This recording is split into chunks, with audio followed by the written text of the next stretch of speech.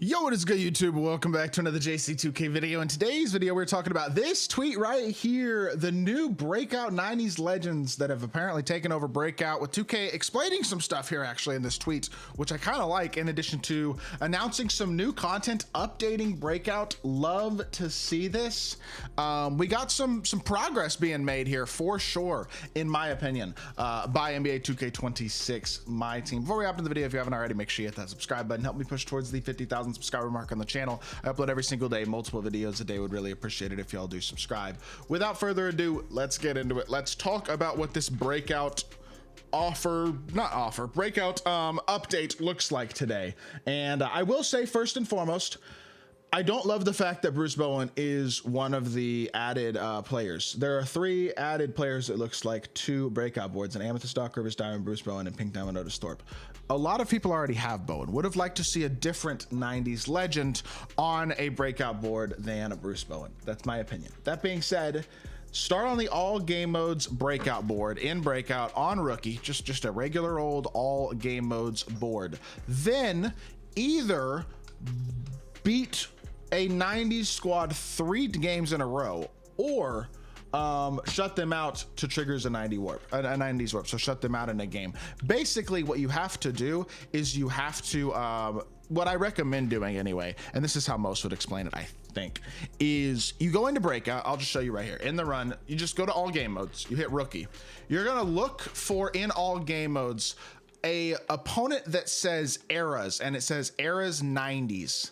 And what you're looking for basically is 2 of them to say eras 90s. None of these say eras 90s, but you're looking for 2 of them, maybe even only one. Okay, say, here you go, era 1990s, just like that. You're really looking for 2 of these, because then you can play the other spots on the board until you unlock a 3rd one. And then when you unlock a 3rd one, you can play all 3 of them in a row. So you're looking for 2 of these 1990s era out of your first 4.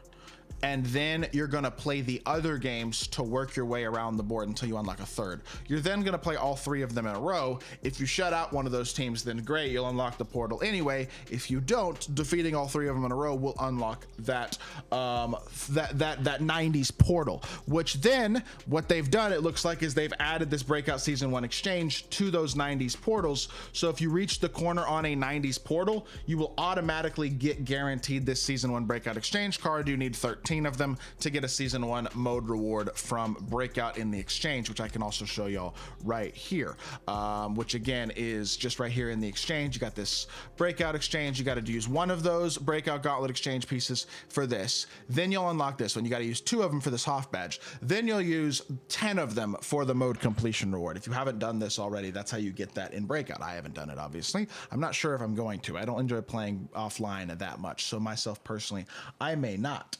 But at the same time, I do think it's very cool that they're updating the offline game mode, even if it's not a game mode that I personally am going to play a ton of, and adding new players, as well as adding new ways and explaining these guaranteed ways to get these Breakout exchange pieces, and then having them again explained to be guaranteed on the corners on these 90s boards or other special warp boards to get a guaranteed Season 1 Breakout exchange board. Also, again, you can get 2 other prizes in addition to that Season 1 Breakout exchange board, but you can get up to 3 prizes / losses on any Breakout board. So you can get that Breakout Season 1 exchange, as well as another price on any 90s board. Again, you have the chance to get Pink Diamond, Otis Thorpe, Diamond, Bruce Bowen, or Amethyst, Doc Rivers on any 90s board, I assume.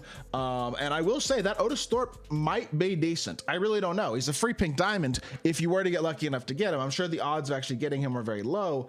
He's a 6'10" power forward, 7'1" wingspan, 83 speed, 92 interior, 90 stand. I'll be honest, this card's not that great. He's okay. He is 6'10" and he is athletic. But Gary Trent base is probably not that great. Sarge Upper is probably good, but I don't think Gary Trent base is generally good.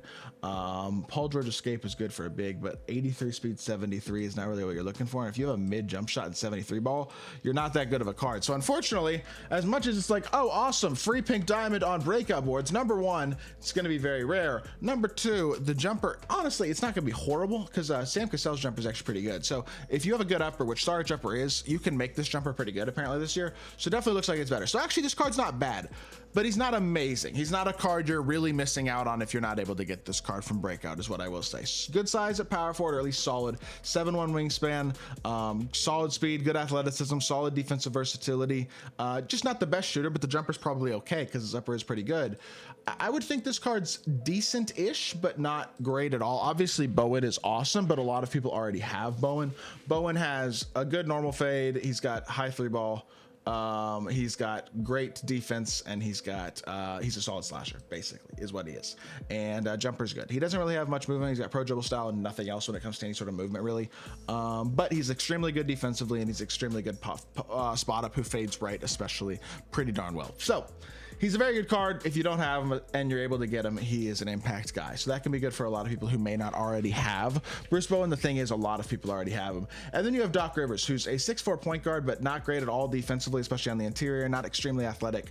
Another card who's going to be pretty not going to be an extremely great option by any means at the PG spot. So again, overall, I look at this and I go, I mean, it's just not awesome. You know what I mean? That's my initial impression, is that it's not spectacular at all, basically. Now, again, having the explanation on how to get those Breakout exchange pieces makes sense. I like that they put out this graphic that kind of explains this entire event.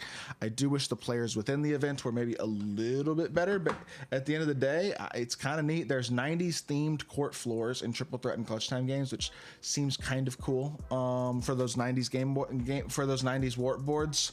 I mean, look, man, I want them to continue to update offline stuff like this. That's what I want to see. I want 2K to continue to do this stuff, and I hope they do, because stuff like this throughout the year absolutely makes the game feel more fun and more alive, without a shadow of a doubt. And so I really do hope that we see this type of stuff continue throughout the year, throughout all of the game modes, and not just one of them. You know what I mean? I think we really could see 2K put a little bit more effort across the board this year into these offline game modes and these online game modes throughout the year on a week-to-week basis. It's one of the things that I've really been kind of so far this year a bit annoyed about, is the lack of week-to-week change and creativity and effort at all put into content. It seems like they kind of just dropped the season and have had the mode on autopilot ever since. This is something. More of this. This is the type of stuff that gives the mode life, even if it's not something I personally, as a more online player, am probably going to spend a lot of time trying to take advantage of. That doesn't change the fact that I personally am glad that they're doing it. You know what I'm saying? That is my thought process, at least. But with that being said, y'all let me know how y'all feel about this. I hope y'all are excited about this if y'all are offline players. And I am glad to see them try to explain this a little bit better as well. Stuff like this consistently is good for the game mode. Fact. So hopefully next week it's Showdown or Triple Threat Park or Salary Cap, or I don't know, just do something else. But you know what I mean? Let's do consistently different, creative, fun, rewarding events throughout the year. Make the game worth playing.